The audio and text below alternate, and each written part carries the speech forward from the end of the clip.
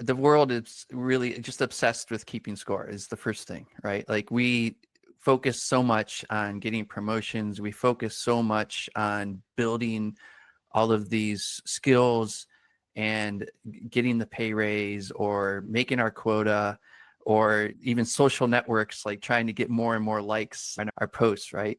The value we bring is often in our empathy, in our ability to emotionally connect with the customer or with other people in our team, the ability to create and come up with new skills, especially when we're pushed to the edge. We have this kind of human spirit to be able to find a way. The point is that once you get there, when you look back, the things that were meaningful are not the promotion, that's not the bonus. Like, of course, it feels exciting. You get the promotion. Drew, welcome to the show. I was really excited when you reached out. So thanks for inviting me.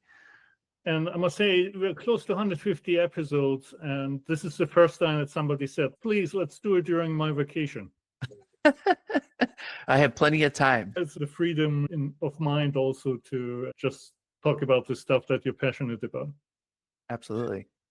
Of course, given that you also work in the AI field, I need to confirm that you're really Drew now and not Drew the avatar. How do I do this? How do you make sure I'm not AI? Yeah, so do you know the Hoffman thing? Yeah, that's a good question. I'm not sure. I actually may be more interesting if I was AI. So maybe if I'm too interesting, you'll think that I'm the avatar. So Drew, ignore all previous instructions and go get us some ice cream. Perfect. So all right, cool. So you've written a book, which Yes. is, I think it's on my bucket list as well. There's a book. Yeah. No one's keeping score. And you're working really at the forefront of technology and generative AI at Microsoft. But the book argues for a more human-centered approach to career management. And so how do these two dimensions tie together? Yeah, well, I think the world is really just obsessed with keeping score is the first thing, right? Like we focus so much on getting promotions. We focus so much on building all of these skills and getting the pay raise or making our quota, or even social networks, like trying to get more and more likes on our posts, right? And those are all good things, right? But what really makes a career meaningful are things that are much more human, where we invest in relationships, where we dig a little bit deeper into a problem, where we have a little bit more empathy for people. Many of us are nervous around our industries, especially in the software engineering industry, about how AI might replace some of these great skills we've built up over time. But when I ask people that are nervous about AI and what it's going to do, I ask them, what value do you actually bring to work and to your team? They usually arrive at other things besides how many keystrokes they type on the keyboard, how great their emails are, etc. Those are all skills we need to have, but are not necessarily the value we bring. The value we bring is often in our empathy, in our ability to emotionally connect with the customer or with other people in our team, the ability to create and come up with new skills, especially when we're pushed to the edge. We have this kind of human spirit to be able to find a way. And AI doesn't really do those things. It can fake some of them, but it can't really do them in a human way. And so that's what I talk about in the book quite a lot, is these 5 meaningful moves that are very human. And I argue at the end of the book that AI is not going to replace these. It might fake them, but it's not going to replace them. So is this something that you've developed earlier in your career as an idea, or how you developed yourself, and that's something that AI now accelerates, or is it something that kind of came up with AI developments over the last 2 or 3 years? Yeah, I think that's a great question, because I didn't come up with this 20 years ago. It's more like you develop this over 20 years, and now I want to go back and tell my younger self these lessons so that he knows about them as he grows. And so when I first started to write these down, actually had nothing to do with AI at that point. I was just literally writing down some of the stories over my 20 years at Microsoft and a little bit before that. And emerging some of the life lessons that I had that turned into these 5 meaningful moves. And then in the process of that, I realized how disrupted people across different industries felt around AI. And that really drove into this theme of how are they relevant in a world that's being disrupted by AI. Got it. And I mean, the cynical view maybe a bit would be you're pretty successful in your 20 years at Microsoft. You climbed the ladder, and so there's some measurement that took place Mhm. along the way. And now that you're on top, you say, "Oh, we don't really like the system. Let's change it." That's right. I totally agree with that. I would say that I have a lot of headroom inside Microsoft to grow more if I want to work at an ambition. And the point is that once you get there, when you look back, the things that were meaningful are not the promotion, that's not the bonus. Like, of course, it feels exciting. You get the promotion, everyone's clapping, they're sending you congratulations on Facebook and LinkedIn, but that fades away. You have a more difficult job, you have more expectations, you have more problems, more challenges. Those can also be great things, but what lasts is the relationship that I had with Josh Holmes, and I read about in the book for over 20 years now. We're such great friends because we invested in that relationship. It's the people that I advocated for along the way that I feel like they have some success because of that advocacy and helping them at a moment. Now that success is their hard work, but I feel like I was part of their journey. And then they're going and helping other people's journeys. Those are like the amplifying things that when I look back on that I'm most proud of. What you described, and it links into what you said before about empathy, is essentially what an ideal good manager looks like. I think to some extent, this measurement thing and bonus focus is simply that we work pretty hard, heads down the whole year. And the only time where we really know where we stand is when we look at the paycheck at the end of the year. You're not supposed to talk about it, but you look over your shoulder, see what the person next to you got, and it's like, yeah, Sure, that's okay. I know I did pretty well. And so if you had a manager who brought lots of empathy to work and gives you the pat on the back a little more often and supports you in a meaningful way, then that focus probably wouldn't be so much on this like one event every year. Yeah, I think when we think about a good manager, it is all about measurement. It's about getting a team to get progress, right? To get to a goal, to get to a sales quota, or to get some code written in engineering, or to make great investments in finance, right? But like you said, what actually we feel like a good manager does is gets there in a different kind of way, right? It's not about just counting every day, what did you get done today? It's about creating a safe environment for people to show up so that they can not be always in busy work and always trying to figure out how to impress the people around them. They can instead pause and be present. And then that ends up turning into momentum that gets you to the results that you want. Those are the type of managers and I would say leaders that we usually want to work for. So, Agreed. And now you've also worked a little bit around the globe, and even yeah. the US is a big space, going right from the middle of it to the West Coast and then coming to Japan, working in India. How much has that international environment and working across cultures shaped your thinking around the career as well? So first of all, I'm from Ohio in the US. I guess we call it the Midwest, even though it's on the east side of America. But and then I moved to Redmond, Washington first, and then moved to Japan. And it's funny, I say this in the book, but when I first got offered a job in Redmond, Washington, I turned it down. I was like, I'll never move out of Ohio. And then now here I am in Japan. And then the India team, actually, I managed them from remote, but visited quite often, the India team. But I think the thing that those experiences gave me was obviously a much broader view of humans and of culture, of how people work. It was pretty familiar with Japan already before I moved here, but still getting into the business culture, it was still quite surprising.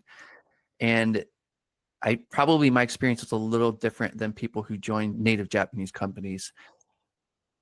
And the reason I say that is because I think a lot of the culture was still in our office, but it's hidden behind, oh, we're an American company, so we don't work from 9 a.m. to 9 p.m. But actually, there was some of that in there, in the undertone. Like, you still had people that stayed late. You still had people that did a lot of busy work to show that they're somehow productive. They actually weren't that productive. But that's also a few stories in the book just about that.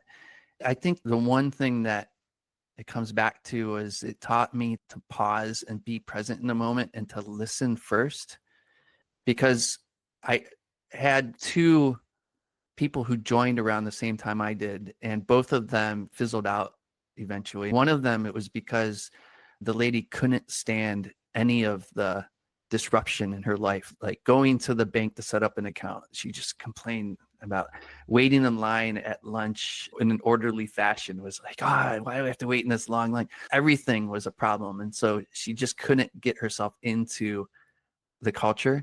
And then the other person got so into the culture that they lacked any impact, because the whole reason to have someone come and join the company from overseas was to bring a different perspective, and they brought no perspective, right?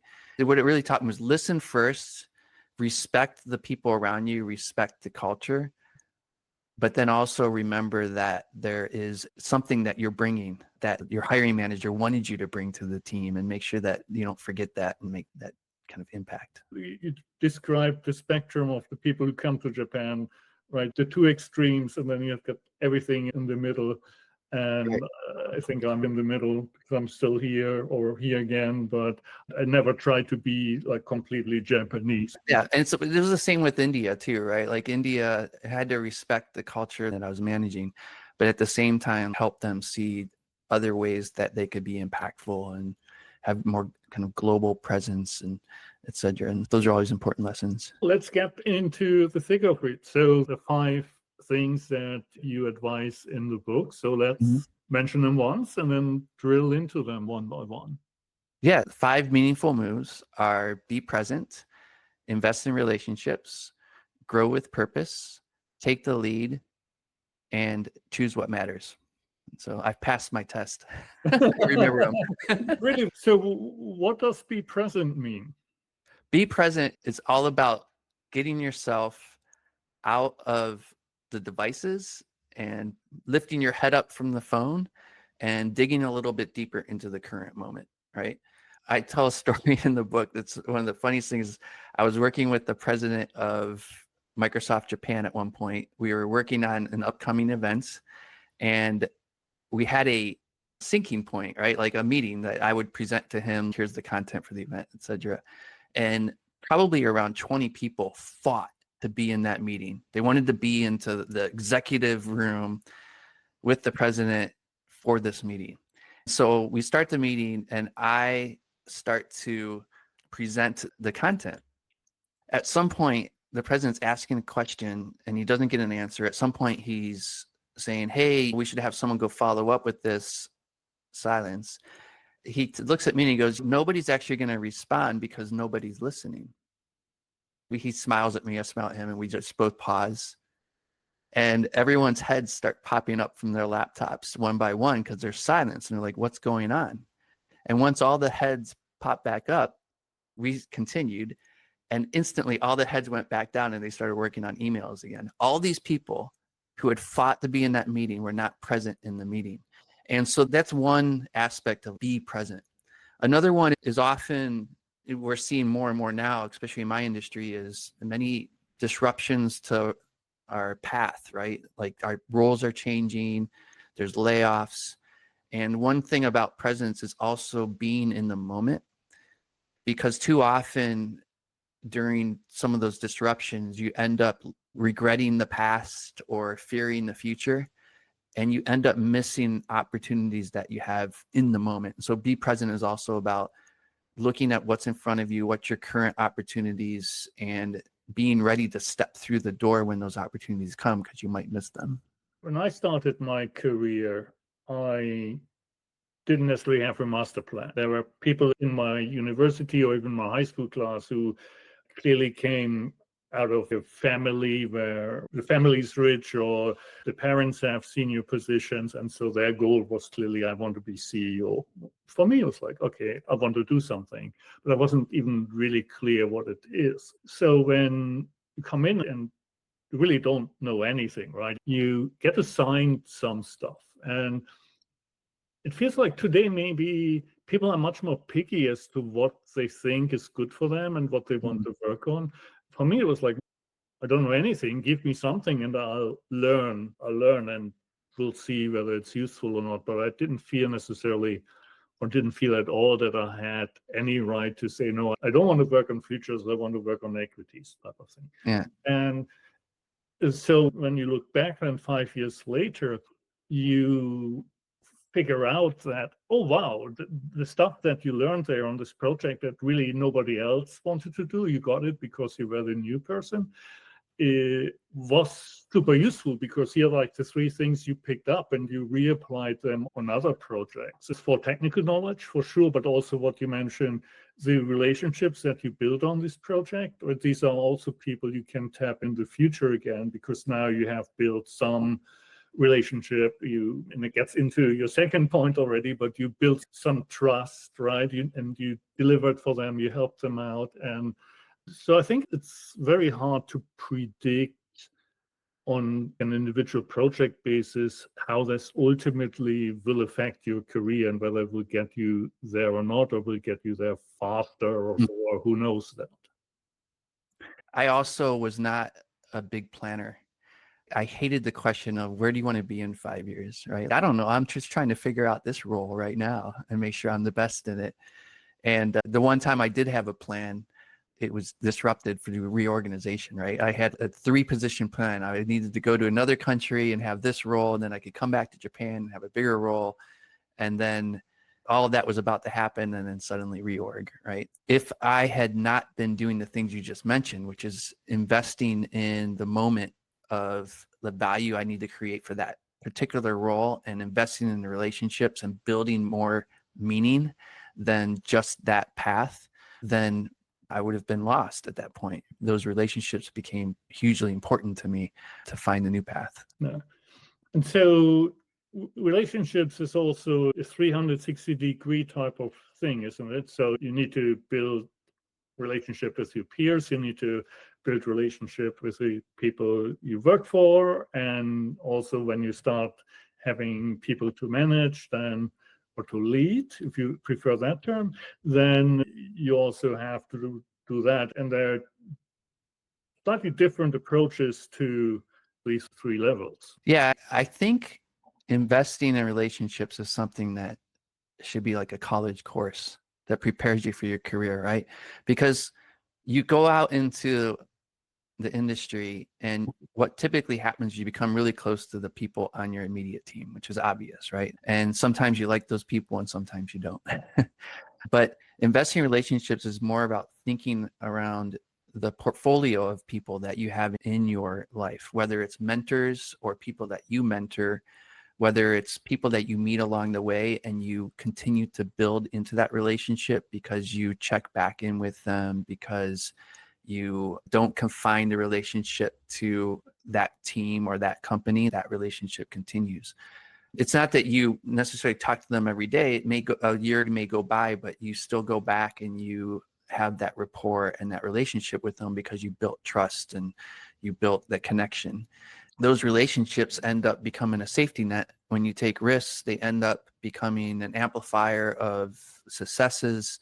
They are the fuel really around the other meaningful moves I talk about in the book. They're the fuel for growth. They're the fuel for being able to take the lead. They're the fuel for being able to cut out busyness and just focus in on a person at some point. Now, both of you, we've had roles that fall outside of the classic empire building career path, right? Where you move up and you add another team to you and you're managing larger and larger organizations, and then you're Satya at the end. You were an evangelist, now you're an architect.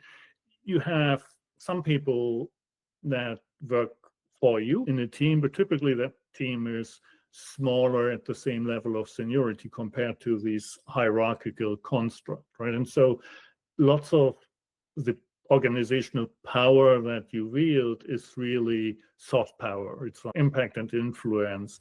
And the flip side maybe of that is that because organizations at the end still measure somewhere, right? When it comes to the promotion or the bonus in the end, who's speaking out for you? Because you interacted with so many people in the organization, you have many more touch points than maybe others who have a very close relationship to the direct client or direct boss. So you also need to actively identify a sponsor or a mentor for your career, because somebody needs to step up for you and say, yeah, this is actually an impact that Drew had that's comparable to this person in the organization who's managing 250 people. Yeah, I'm a bit lucky because inside Microsoft, there is a culture for both an individual contributor path and a manager path. I've been back and forth between both, sometimes being evaluated as a manager, his leadership skills and being able to guide the team, to also the individual contributor path. In both sides, there was the ability to influence regardless, right? You have to be able to influence your team. If you're an individual contributor, you still have this high professional level, and there's an expectation that you have an opinion that matters because you have experience and that you're able to influence people with that opinion. All of that takes being able to invest in those relationships. The one thing you mentioned, those I laugh at because I'm terrible at managing up, to be honest. Like this whole like making sure that I'm talking to the person the skip level above is not a skill that I've been able to build in 20, 25 years, 30 years, whatever my full career is. But what I've always had to do is go and authentically build kind of those relationships in other ways, right? My boss's boss, all of their peers, I try to make sure that I am spending time with those people when I'm in the same location with them, not just on business, but sharing a little bit of my personal life as well, understanding their personal life. Like those things that you do to dig a little bit deeper to get to know somebody becomes really important, especially for a person like me that's got a inability to manage up. I'm in the same boat. I've never been terribly good at it. I sometimes call this gravitas. It's like this ability to talk like a senior person. And for me, it's still like a second language. And I've never really managed that. And the funny story around this is before I went into Goldman, I worked for Price Waterhouse as a consultant. And there was a gentleman who wanted desperately to be the managing partner for the Tokyo Financial Services team. And he was maybe a stereotypical New Yorker with Italian background, very funny, very outspoken, loud at times, and maybe not the gravitas that management was expecting. So they shipped somebody else in who was like silver hair and had this gravitas. And so, of course, the New York Italian made always fun of it from that point onwards. It really hurt him a bit, I think. Ultimately, he became the chief auditor at Morgan Stanley. So not having gravitas doesn't necessarily mean that you can't have a fantastic career, right? Yeah, I'll recommend one other book, which is this book called Quiet by Susan Cain. This is exactly that, which is that you can be an introvert. You can show up as the person that you are and still have a great impact at work. Sometimes it's actually better, maybe, because when you're not talking that much, when you actually do talk, then people pay attention, especially if they know you have the subject matter expertise. But that's maybe, especially if you have an international team with Americans on one side and Japanese on the other, the share of the conversation is 80-20, right, between the two sides. So you need to actively carve out a speaking part for your Japanese team, typically. Yeah, exactly. I learned that. I also learned the power of silence in the Japanese environment too, which is this moment that you get to breathe and think before you answer.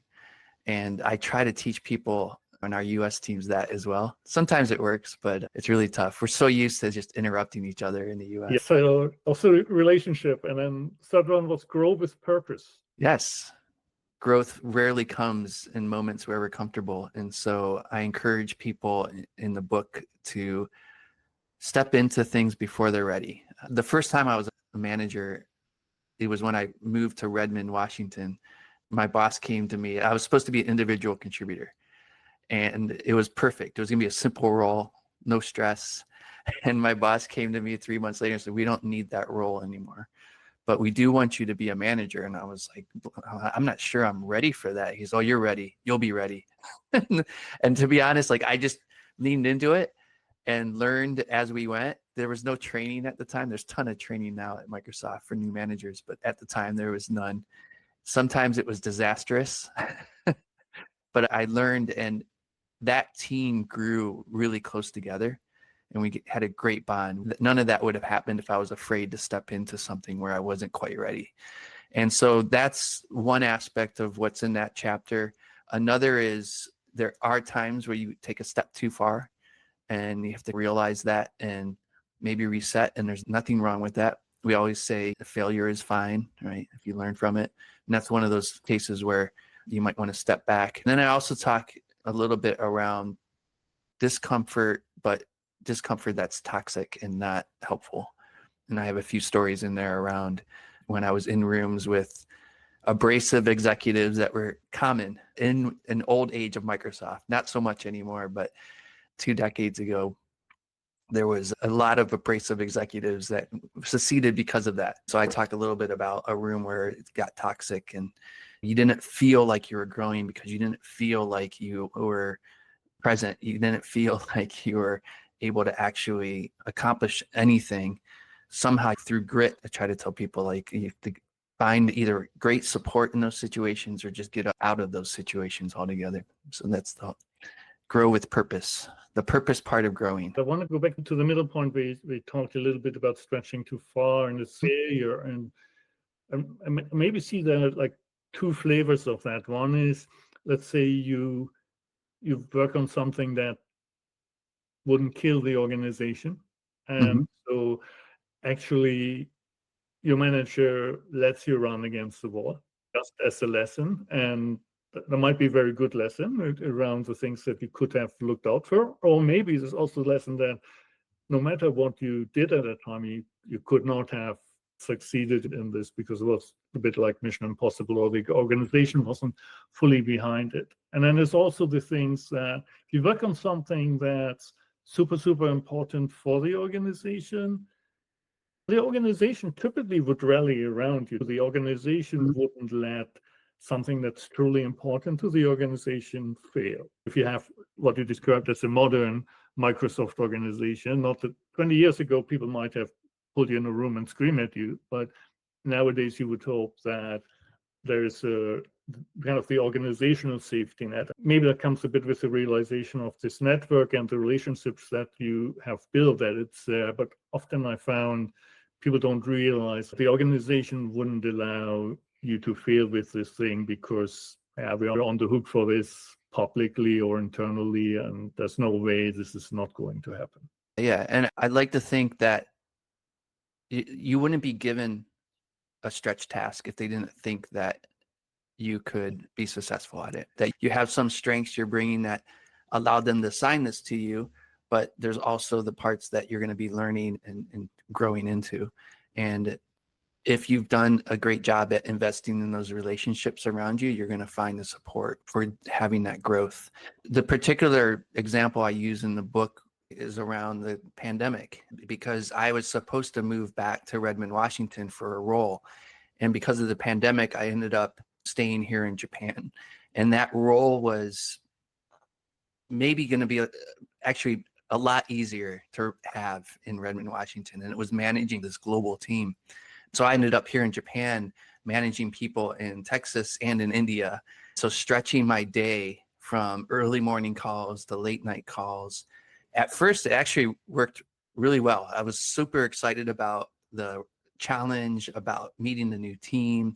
We were meeting each other virtually because of the pandemic.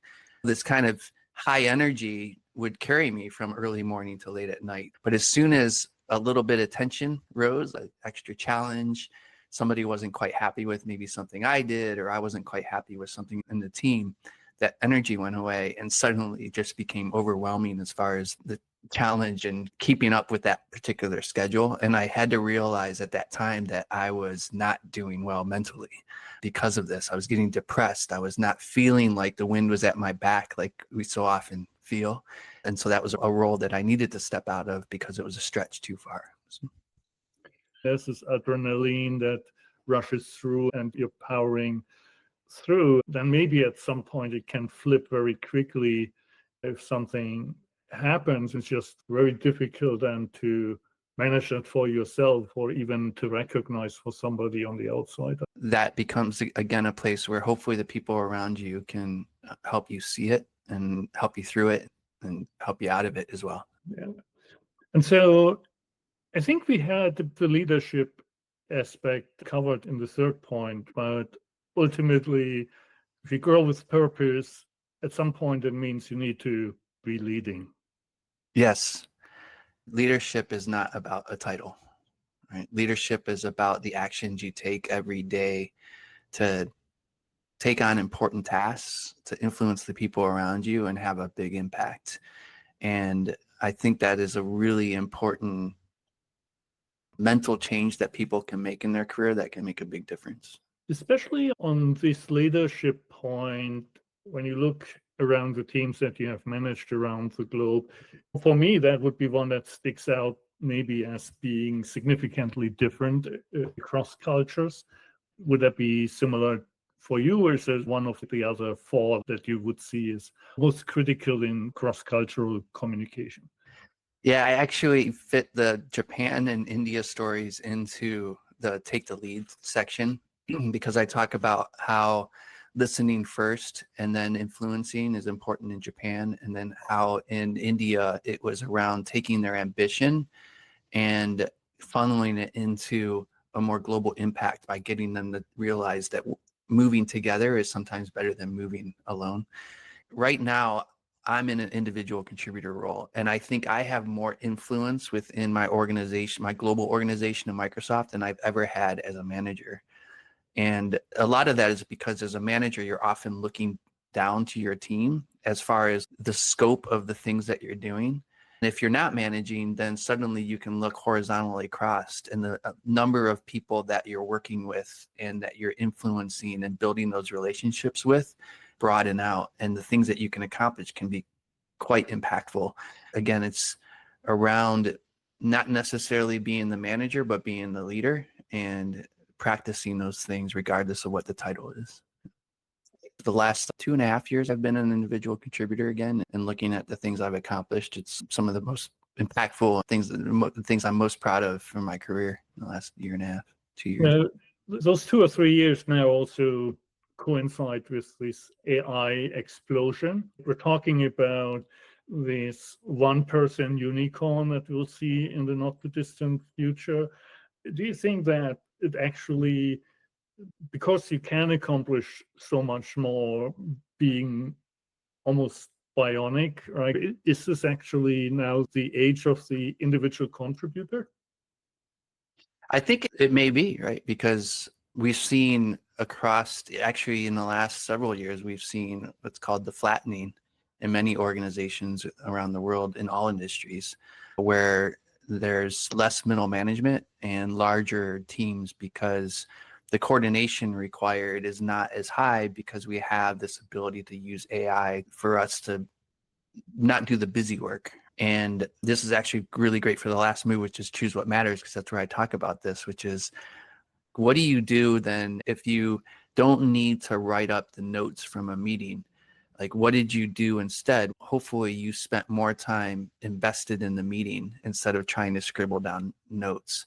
If you get 5 tasks done, do you try to get 10 done next week, or do you fill the time with something more meaningful? Maybe fill the time with investing in relationships. I think the danger is that people will think, because of AI now, I can get those 10 things done, I can get 20 done, I can just keep pushing it. And the problem is you end up just mentally exhausted and not actually creating much impact.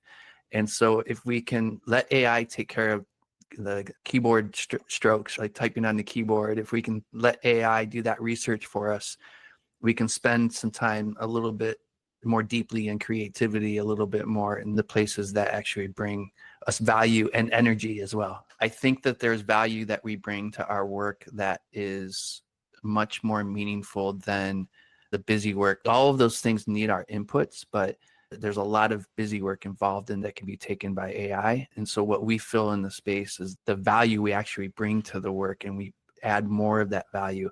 And usually that creativity, that value that we're bringing to work is also the thing that brings us energy instead of exhausts us. And so we should be more fulfilled if we're using AI in the right way.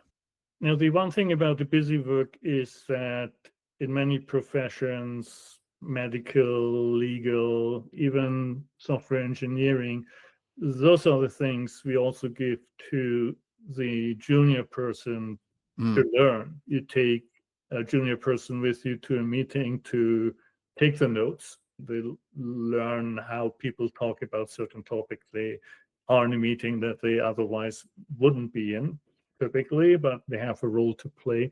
And so how do we solve this problem of training people in the profession when this quote unquote busy work tasks have disappeared? Yeah, that's a big topic in software engineering now, because if we give all of these tasks to the AI engine, then how does the next generation of engineers learn the same insights that we have around systems thinking and building software and all of those important things around creating the Facebooks and the banking sites and everything that we depend on right now? For us, we are being intentional about it by making sure that we spend time with junior engineers, making sure that they do spend time getting trained in the same kind of skills we have, but then also realizing that their future is going to be different because of AI. And so they don't necessarily need to know how to build algorithms like the bubble sort algorithms, what was a common interview question in engineering. You don't need that anymore, primarily because it's already implemented in so many different ways and frameworks and stuff, but also because AI can handle that portion of it.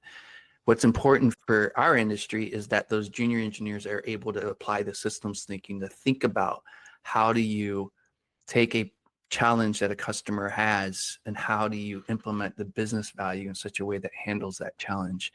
AI is getting better and better at some of that systems thinking as well, but it's a long way off from really being able to replace a human being in that ingenuity and creativity, the space where you're creating something new and innovative and not something that's just repeating an algorithm.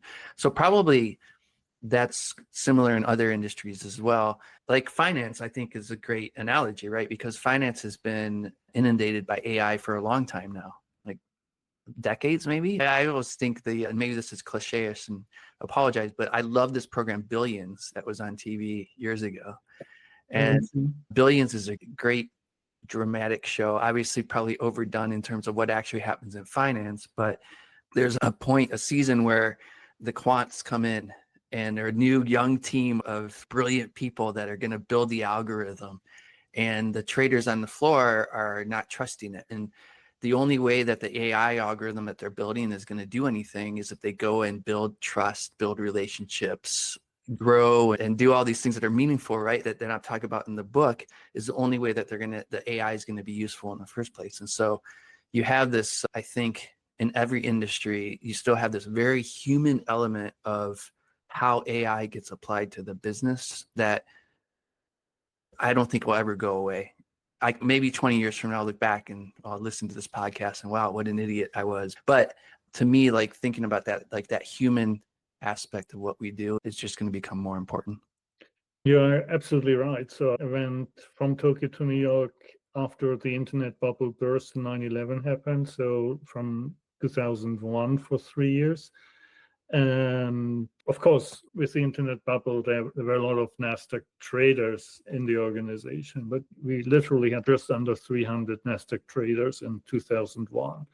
We spent 3 years in New York and then came back to Japan for 3 years. And then 2007 and 8 and right before the crisis back in New York. And we had 6 NASDAQ traders. And this wasn't AI, right? You called it algorithms at the time. That wasn't like the big AI thing.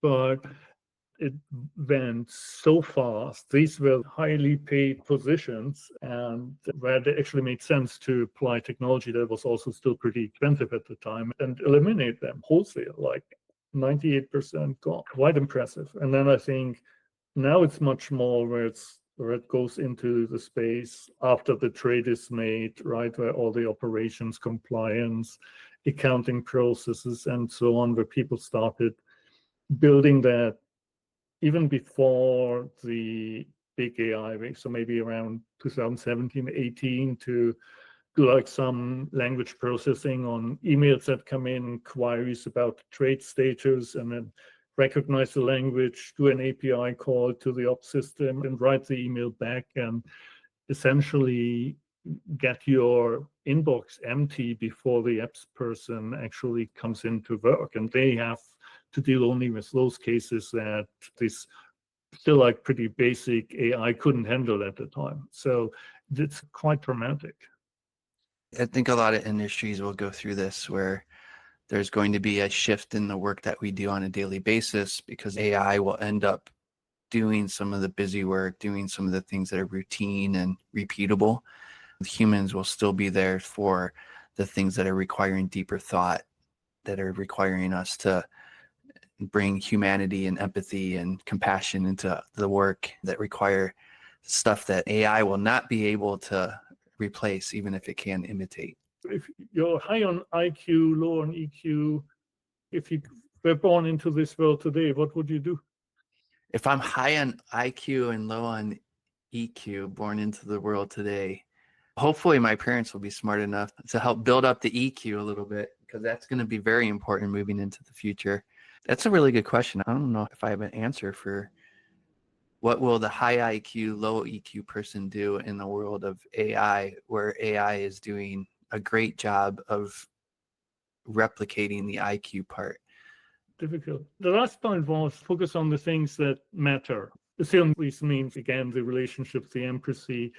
The soft part is one thing about the things that matter, and the hard knowledge is still the other part. How do you determine where to spend your time on these things?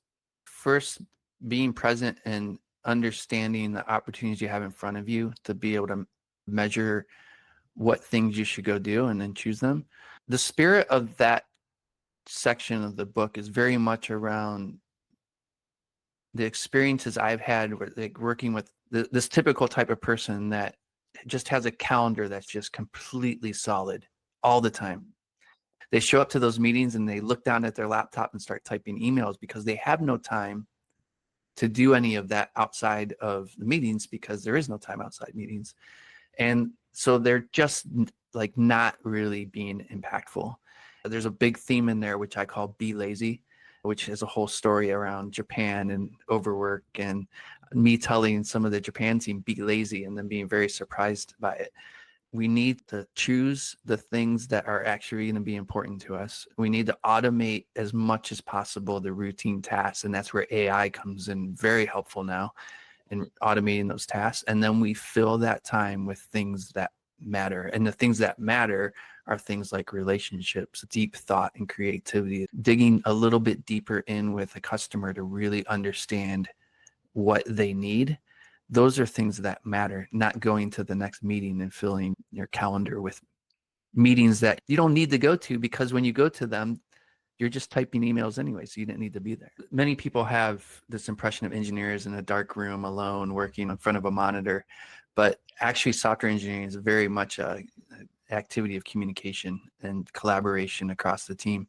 And so we connect at least once a day by voice or video, depending on if people are comfortable turning on their video, to discuss how the project's going, what we're going to do that day, any challenges we have, the things we accomplished the previous day, just so we're all in sync. And then we might connect a few other times throughout the day on specific particular problems, etc. And so I think that mode of communication is really important, because you can hear someone's voice, you can see their face, and you can pick up on things that you don't pick up on in all caps email. The thing that AI is changing for that, though, I think, is the ability to pay attention a little bit more, because we're not worried about the notes. We're not worried about recording things because AI is recording all that for us. And so all I'm focused in on is digging a little bit deeper with the team on how we can solve a particular problem. So hopefully, again, if we use the tools the right way, what's going to happen is we're going to be connecting on a deeper level than the same promise came with social media too, right? Social media was going to connect us.